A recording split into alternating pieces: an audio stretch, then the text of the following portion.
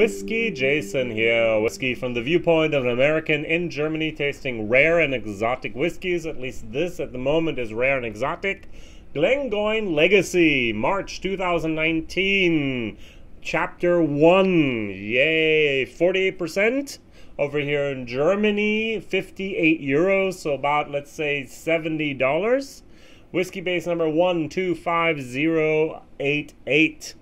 So this is the first one of the new series from Glengoyne, the Legacy series. And about once a year, they're going to bring out new bottles.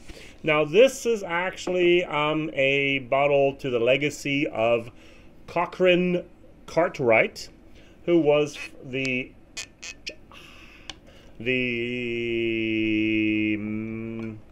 so let's get this right, not the master distiller, the distillery manager of Glengoyne. And he is famous for two things. Number one, for actually bringing in those sherry casks that Glengoyne is so famous for. Why those sherry casks? Well, back in 1869, they were cheap. So the people in the UK drank a lot of sherry. How did the sherry get there? In casks. What happened to the casks after the sherry had been drunk? Well, they used them Glengoyne. So he actually wanted to save a shilling or so. Today it's very expensive to get those sherry casks, but the bourbon casks are so much cheaper. And second of all, he's also famous for reducing the speed of the entire process by about a third, especially the fermentation phase. So we have more of the floral, more of the sweet notes coming through, and that's all due to him. Unfortunately, Cochrane Cartwright found a very dismal end to his life. He drowned in the loch of the Glengoyne in the lake. Some people have whispered, or the rumors were he actually drank a few before he found his death in the local lake. First fill Oloroso casks, European oak, non-chilled filtered, no color added. Very, very, very nice. Since 2003, Glengoyne no longer belongs to the Attringen Group. Highland Park, Macallan, for example, they sold them off. Maybe they actually used some of the money from selling this off to create that Macallan experience. Now they belong to Ian McLeod, which is very, very nice. So, let's do a very, very brief history of Glengoyne. Never done this before. Valley of the Geese, Glengoyne. Originally 1833, on every single barrel, and every single box, on every single bottle, on single thing, they have 1833. George Connell decided to become a legal distiller. He applied for a license. He originally probably learned the skill of distilling from his grandfather. And so if we go back 3 generations, we'll know they've been illegally distilling whiskey for quite some time. There was a little tiny of a hidden type of waterfall back there, and he was able to stay away from those taxmen a lot. Now, at the very beginning, they started off on the so-called Burnfoot Barn. And it was a Burnfoot Barn of Dungoyne.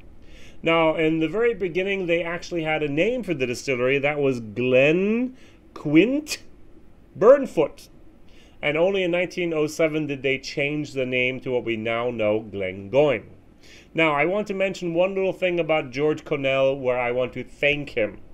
Thank you, thank you, thank you. He decided against using peat for his whiskeys way back then, 1833, decided to use local materials instead, wood and whatever else he had available, and therefore Glengoyne has no peat. Never had, never will. Yay! Thank you, thank you, thank you, thank you very, very much. And the legacy here of Cochrane Cartwright, of course, is a sherry bomb. So, raisins, a little bit of light chocolate, even a little bit of orange, like a nectarine, tangerine skin on there. The nose is actually very nice. 48% non-chilled filtered, even more than the 46 that we need. Yay, good job, guys. Now, what could I actually pick out here to be a fair competitor? Well, the fair competitor is not what I have. I have the teapot dram. Yay, batch number 6. Now, this is a fantastic dram. In my German video, I always did it, so I have a little bit left here. 59.2%. Yummy, yummy, yummy, yummy. Unfortunately, I had only one bottle. I shipped this directly from the Glengoyne distillery over here to Germany. I will be in Scotland at the end of March. I'm so looking forward to this. My 5 or 4 days I'll be there, and I'll be actually hopefully getting to meet getting to be able to meet then our Roy, our Whisky Vitae on Saturday evening, and he's the reason I bought that. He praised this so much in his live stream the other day that I said, well, I was not going to buy it, but click, I did. And so I did a bottle share. This is all gone. There's 10 CL left for me. I'm going to keep this maybe when I'm back at Glengoyne. Hopefully I'll be able to visit that distillery. My plans are still being made for where I'll be when. I'll actually be able to pick up another Teapot dram there as well. Oh, this is so much better. It's just not fair. I'm sorry. This is also first fill Odoloso casks, but much longer, much riper. We have chocolate covered raisins. This is just so good. Now, there's this nice little piece of marketing here. You have this wonderful, wonderful booklet. You have the dark purple with that almost like satin.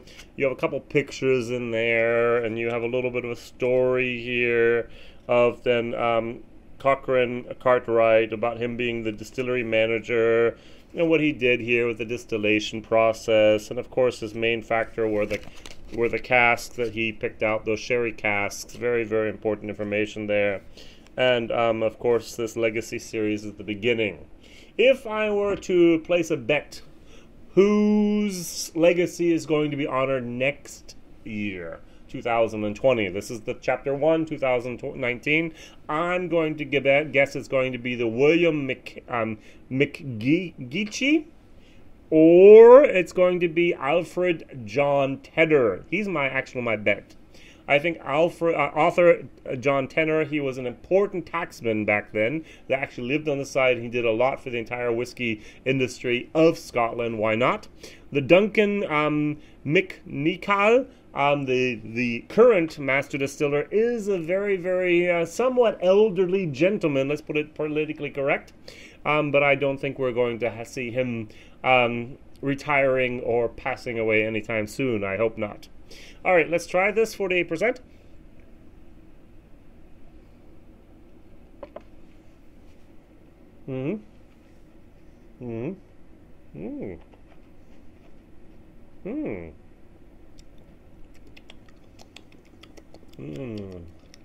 Now, this is a unique whiskey.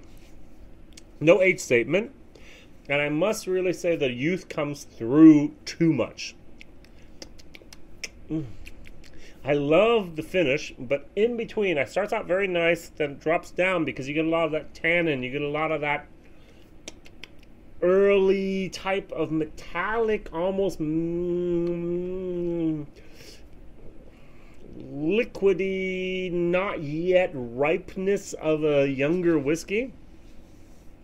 This would have stayed in the cask maybe 2-3 years more. This would have been a fantastic thing. Or maybe they would have taken maybe more of the older casks and maybe cut off or left off some of the younger casks. This might have been just a little bit better.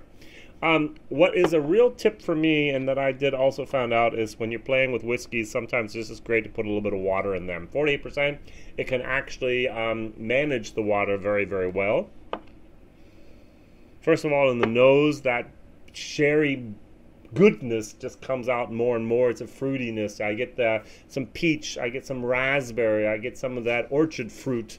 I stole that from you, Jason C. from Dram in the Barrel. What was it? Drum in the Barrel? Okay. Very, very, very nice. Actually, with a little bit of water, it's much better.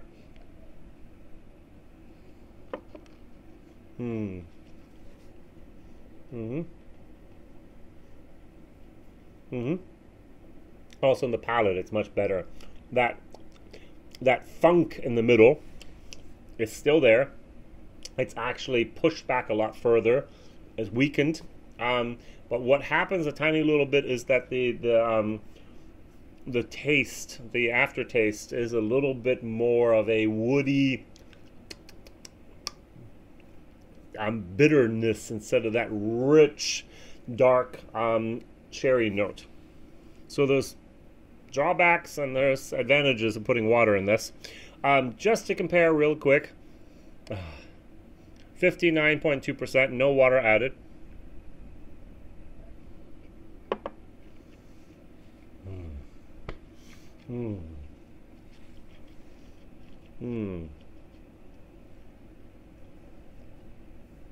What I want to do with the teapot is coat the entire mouth, my mouth party, the ups, the cheeks, everything, and just let it absorb the goodness of that teapot dram. I really, really, really love the teapot. Batch 6 is fantastic in my opinion. Nice stuff. All right, so the legacy, Glengoyne, Chapter 1, 2019, B-. Not bad. Could be much better. Could be a B+ actually, in my opinion, if they did a little bit. Now, my question of the day is, value for money, C-. All right, A, why haven't you bought it? B, go buy it. C, you can buy it if you want. D, don't buy it. Don't bother buying it. F, why was it made?